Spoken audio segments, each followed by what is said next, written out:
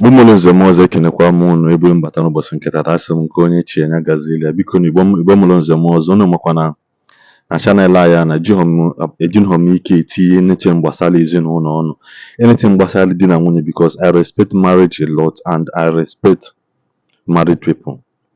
Mana ọ nwezi ihe bụ na ebe ọ na-eme ị na-ajụzikwa okenye ọ nọzikwa ya. Ihe gbasara alụmdi na nwunye Yul Edochie ha become a thing of public ever since OT the thing online and wanted to be a public topic. There are so many marriages no n'ụwa bụ you hardly see it online. A man fair online, a man for anything. One boy posts the anniversary post nke a. Yes, a good marriage still exists, happy home still exists, millions of them are out there. Mana since video TV ha no online when okenye ọnọzikwa ya. Enwe video mfụ na pick interest nwesị ka m wetele unu. A sị na okenye ọnọzikwa n'ime unu. Yul Edochie biko na-enecha video na-echa video awute m. Necha video nwa biko share this video as far as you can ka onye ọzọ wele ya wee mụta ihe. Ọ bụrụ na Yul ya enwete ka oyi na Yul Edochie nwa ka oyi si na video anụnwa. Ama m na akpụchiri ya na bọtụlụ. Amaghị m na enyere ya ka o lie. Amaghị m na etere ya n'ahụ. Amaghị m ihe eji mechie anya but no matter what, your family does not deserve this. Your family does not deserve this. I reserve my comment mana na nekenenu video ihe nwaanyị a ngwalụ Yul Edochie. Daalụ na ụmụnne m n'ụbọchị nke taa asị m ka ntinye ike n'ọnụ gbasara ezinụlọ Yul Edochie. Ọ eziokwu na ha lụzuru nwa ha nwoke abịara with peace. Afọ na vidio a na-eme ka ọ bụrụ vidio ọgụ na mgba and achọrọ m isu Igbo maka na ọ bụ ndị Igbo ka o metụtara. Ha niile bụ ndị Igbo. Enwe na onyonyo m mere na Igbo ndị mmadụ na-asị m kedu ihe nji na-asụ Igbo na mpụtara n'ịntanetị na-asụ Igbo. Biko onye ewe n'iwe maka na nke a wụ okwu ndị Igbo and ahịa ka nji na-etinye ya ọnụ n'Igbo. Biko ụmụnne m ihe nji na-ekwu bụ Yul Edochie, Judy, Austin, mee na ụmụ ya. Chineke gọzie unu. Chineke ya biko nye unu agbamume gbasara nwatakịrị jewaranụ. Nwatakịrị nke nwụrụ anwụ ka Chineke nara mkpụrụ obi ya wee na-ayọ Chukwu si ya biko ọzọ emezikwana n'ezinụlọ a biko nụ. Now ihe nji bịa na-etinye ọnụ n'okwu a bụ na okwu a pụtara n'efere mba ụwa, that is cyberspace, and okwu a na-eweta a lot of cyber bully n'isi Yul Edochie, n'isi May Edochie, n'isi Judy Austin, n'isi ụmụ ya. Enwere a big cyber bully on all of them. Mana ha ma na ha na-agabiga ihe. Now okwu a ebe m ga-eji wee blame Yul Edochie bụ na mgbe okwu a bidoro according to ihe unu wepụtara n'efere mba ụwa, ya nwa na onwe ya wepụtara n'efere mba ụwa, a na-anụ na enwere a blogger chọrọ blackmail ya nwa wee buru ụzọ wee bịa bupụta onwe kama onye nke ahụ ga-abịa bupụta ya. Ebe ahụ ka ọ nọ wee mebie okwu. Ụdị okwu a kedu ihe ị ga-eji bupụta ya na mba ụwa? Enweghị iji mba ụwa eme. Ọ bupụta ego dị gị bịa bụ ụzọ kwuo ịgbanụ nkịtị ọnụ nke ị ga-edifend ma ị na-echọ na idifend ịgbanụ onwe gị nkịtị. Ebe a ka ị bịa mebie okwu niile a. Because ama m na ilewe anya ihe dịrị gị na Judy Austin ọ bụghị ọnwụ taa ka o bidoro. Unu agamigo. O nwere ike ọ bụ na nwunye ga ama ha na unu narị aga, mana nwekwa ike ọ na nwaanyị ma na unu na-aga mebi uche ya gasị oke na Judy Austin amụgo nwa na o nwere ike ma ọ ga-abịa narị ya di ya na ọ ga-awụ just ka ha na-egburu onwe ha oge oleghara anya with the hope na gị na ya ga-trọst gị na ị ga-alaghachite ọwụkwa nneọma ha. Mana ihe anyị na-anụtụ na efere mba ụwa na-akọwa na otu anyị nwa si wee nụ ịbịa bupụta sisi nekwa nwa gị nekwa na enugo nwaanyị nke bụ na otu a ka ya bụ nwunye gị si wee nụ ya. Ọ dị mma nwanne m nwoke, ọ dị mma nke ekwana onye ọ ga-ahụ ya bụ ihe wee tọọ ya ụtọ. Ọ dị mma. It boils down to isi now ifuru gị nwa Yul Edochie, ifuru gị nwa Judy Austin, unu na-abịa enweghị conscience. Because na mụ believe na onye nwere conscience ị gaghị aga to this extent. And osi hụ nọ n'aka enwe ndị dị otu a naturally ha enweghị conscience. Ha na-eme ihe ha ghọta the moral implication of ihe ha na-eme, mana ha na-eme ihe ubi n'aka ha sị hey anyị ga-eme ihe ọ ga-ada ya ada. Unu enweghị conscience n'isi ya bụ nke nwaanyị. Afụrụ m vidio nke ya nwa mekwara wee na-akọwa na depression na-achọkwa n'igbu ya. Ngwa n'ezie n'anya ọkwọ mmadụ ka ọ bụ. o nwere ike ọwụ na nke nwoke na-abịa na-ayụ ya ngwa ngwa gị gbaghara ọ sị na ya ha agbaghara ọ dịchara izi because na ịkụjuru ya ahụ ịbịara mee ya ihe dị ya shocking ọsị ihe nke ọ na-eme eme na ife ka ọ na ndụ ịghọtago so the thing tụrụ ya ụjọ nke nnukwu and ọ ga-afịakwu ya ahụ ịnabatacha gị otu ahụ and ka ọ ga-esi nabata gị ebe ya gwakwara gị na ya chọọ ka ịgụnye ya na nke mbụ ma ọ na nke ịbụọ ngwa na-ene ya ọ dị mma okay now anyị wee kwuo n'okwu isi ụmụ gị n'ezie na ụmụaka amụtara ọfụ n'ezie na ụmụaka bịara n'ụwa wute obiọma ụmụaka na-agabigakwa through cyberbully unu a na-aga because ha na-eji akwụkwọ ha na-afụ ụmụaka ibe ha ihe ha nwa ka eji mere topic of the town ha nwa ka eji mere topic of the whole world kedu nwatakịrị ga-abịa na-afụ ụdị ihe obi a na-adị ya mma ka nwatakịrị ga na-abịa afụ ụdị ihe ọ gara na-aga depression ihe nji na-ekwu ya amagha m ihe gburu nwa gị ịghọtago mana ama m na enwego m similar case n'obodo anyị nọ nwatakịrị na-aga ụlọ akwụkwọ nwee school bully a na-ebuli ya na school ọ lọta ọ naghị eri nri ọfụma nne na nna ya ama ha eche na just because na ọ na-aghọ nri before you know it ya na nwanne ya nwoke na-egwu egwu one day o wedaa n'ala ofe ntigokwa ọzọ ambulance ọkụ ifu obodo anyị nọ n'ime ya ọgwụ ihe sevuru ya bụ nwatakịrị because mgbe ndị ambulance na-abịa wee bịa lelecha isi na shuga ya dị low kedu ihe ga-eme ka nwatakịrị at this age ka shuga ya dị ụdị low a ọwụ na nne na nna ya nwere ike ha anaghị elenye anya ọfụma fụ ka o si eri nri na-ewu ya na ngwa mommy I just want tea mommy ya ha enye ya nri bara uru ma onye enyegodi ọsị gị na ya achọghị hapụ ya so ọ dị possible na nwatakịrị nwere ike na-agabiga ihe na obi aga na-adị ya ma ọ ga na-eri nri ọfụma over time onwe deficiency of a lot of good things in the body which can lead to that kind of order faint ma ya ebilitere ihe nji wee na-akọwa because afụgo m ụdị life experience ahụ mgbe na plus bịa lelee ya sị na blood sugar nwa dị low ewe ha buru ya wee resuscitate ya wee buru ya jewe n'ụlọ ọgwụ wee run blood test ọwụ na vitamin D and iron dị very low n'ahụ ya a na-erighị nri ọfụma tell on the child immediately on anybody can even be anybody nwatakịrị ha pass go on if not na abịa save ya so it could be a similar thing just like ụmụaka na-eme high sports mana ha enweghị a lot of good vitamins in them na-enwego cases of ndị dara n'nwụọ of course ihe niile a ga-ebu ya heart failure of course ọnụ heart ga-ebu ihe niile ịghọtago because ọ heart failure ọnwụ abịanụ so ọ bụrụ na ihe i mere adịghị mma ba ibupụta ihe a na the cyberspace and the bully ma genwa ma Judy ma May unu niile na-aga through cyberbully and it's killing. It brings depression, it brings death. Ọ na-egbu egbu. O nwere ike egbu na directly is an indirect death trap.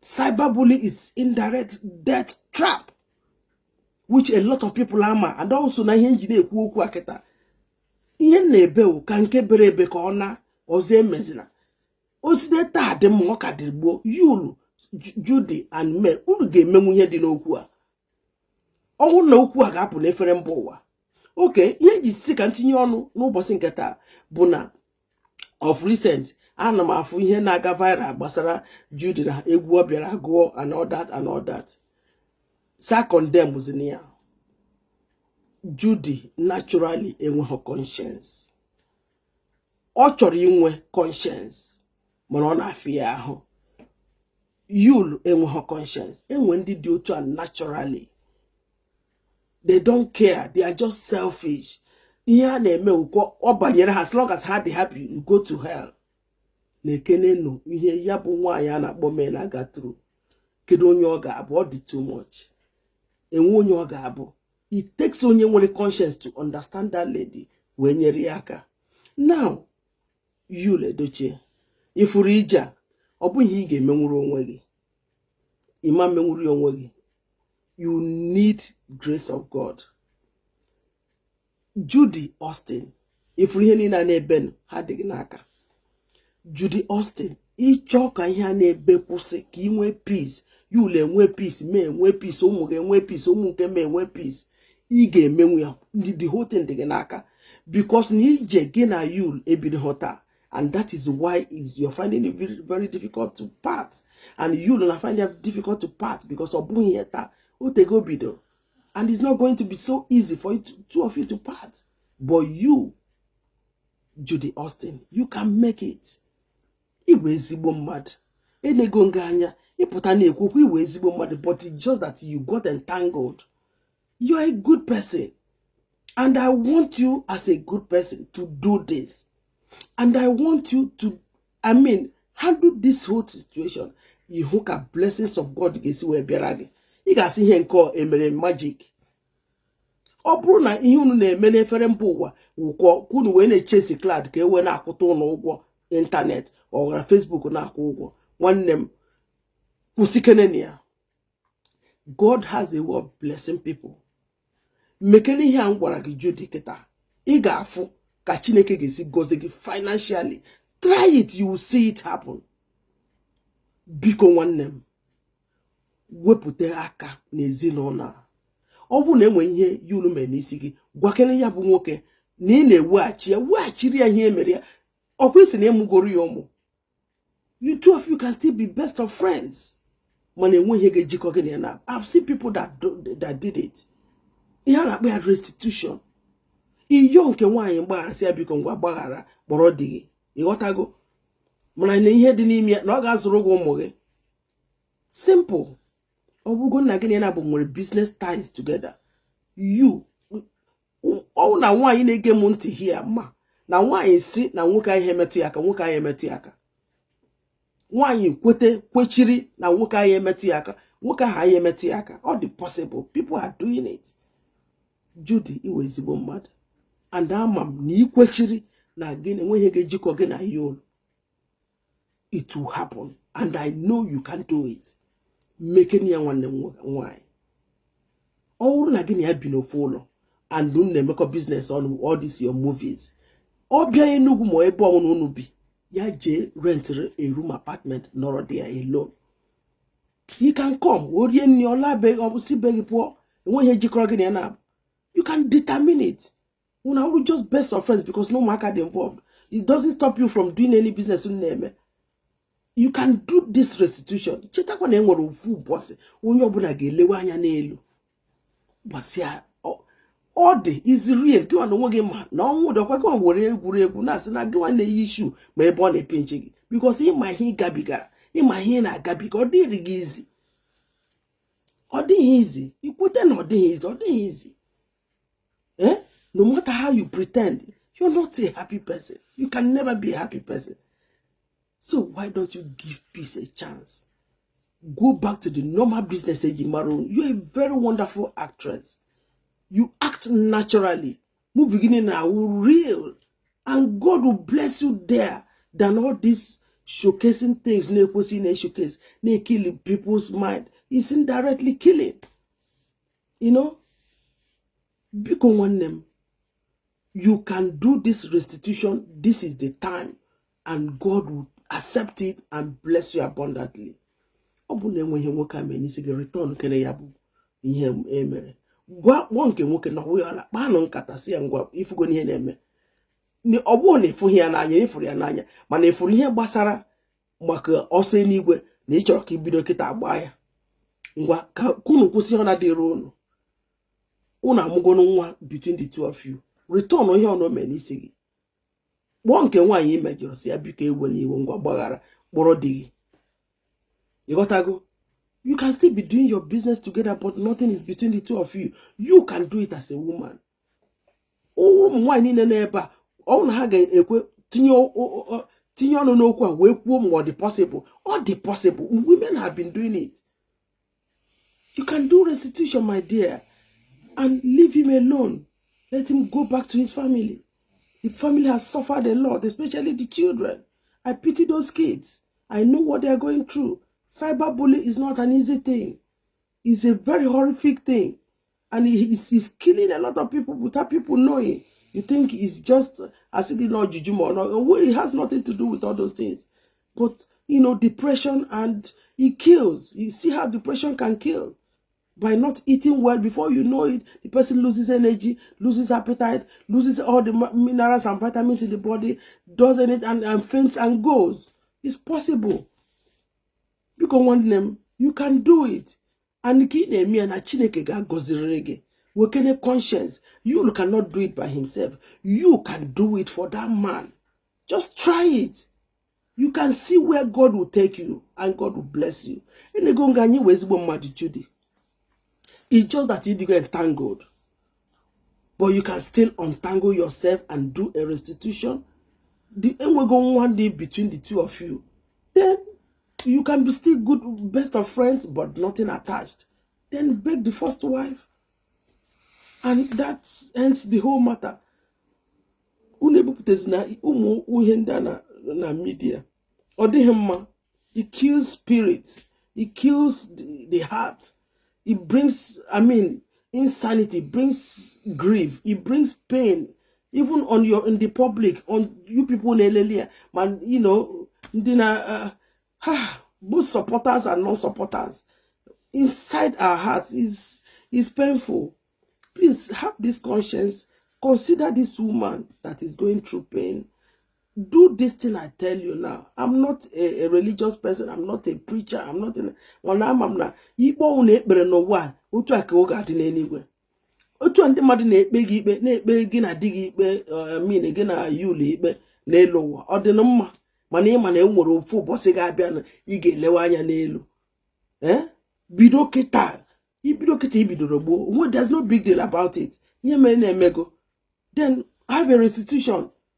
Go back to your normal life and be a happy person. Continue with your movies. The movie, just continue. But let nothing be between the two of you. You can do it. Why you wanna say that? And over time, the man's mind will go away from you. So try it, my dear sister. You're a very lovely person. You're a very beautiful person. You're a very good person with a good heart. But it's just that you don't have that conscience. And it's not your fault. It could be how you grow. And that boils down again to how we bring up our children now. Let us all build conscience in our children. In this generation, let us build conscience in them. So that when things like this come in their life, they will have conscience to do the right thing. It's not your fault, my dear. It could be from birth. From your upbringing. Even Yul himself, he doesn't have conscience. If he has conscience, all this thing that he's doing, it will not get to this extent. So, Biko Kudochia, Judy, this video is mainly for you. You can do it. You're a very lovely heart. You're a very lovely person. You can do it. Let us all show this lady love so that he can do it. She can do it for the family. Oh, Biko no munem. Kachuku gozion. Momolonze mozo kwa mesina. Yul Edochie family e deserve her ihe na-eme biko ọ bụrụ na Yul Edochie chọọ ka ya na nwunye ya setụlụ it must not be Judy Austin. Amaghị m ihe jikọrọ that girl na Yul Edochie mana amaghị m ihe efu na ahụ married man. O nwere ike ọ bụrụ na otegbe aka unu date in secret we decide they pụta outside ka wee food man. It will be a very shameful something na Igbo the downfall of your own fellow woman. It will be a very shameful something na maka na ịbata na ezinụlọ ama nwodo. Ani Igbo, yes, I mana Igbo culture asịsị emewe na nwoke na anụ nwaanyị na-aba mana ọ bụ ọzọ na ụdị ya. Na egbu onye na anụ nwaanyị na-abụ mee ka udo dị na. Ọ nwere ihe Idris Abdulkarim kwu. Idris Abdulkarim na-agụ o nwere okwu ọ sị nwoke ọbụla n'ụlọ nwaanyị na-abụ deep down in his heart ọ ma onye ọka like ya. Deep down in his heart no ma onye ọka like ya. Mana ogwu na-adịlụ nwoke n'ụlọ nwaanyị ọ laikere ya na ya na-abụ bie n'udo na ọṅụ. Ọ maka ihe ọzọ bụ maka echi. Ihe na-agabiga na be Yul Edochie ha abụ ihe mmadụ ya pụta na iwere ike na-etinye ọnụ na ya maka na anyị amaghị ihe na-eme behind the scene. Nke ha sị ka anyị mara mana nke a bụ na anyị na-ama all fingers are pointing to this girl o nwetele ọfụ. Biko kwa Igbo ndị ọma njem ọnụ ka anyị nwoke nọ n'mgbe ọzọ.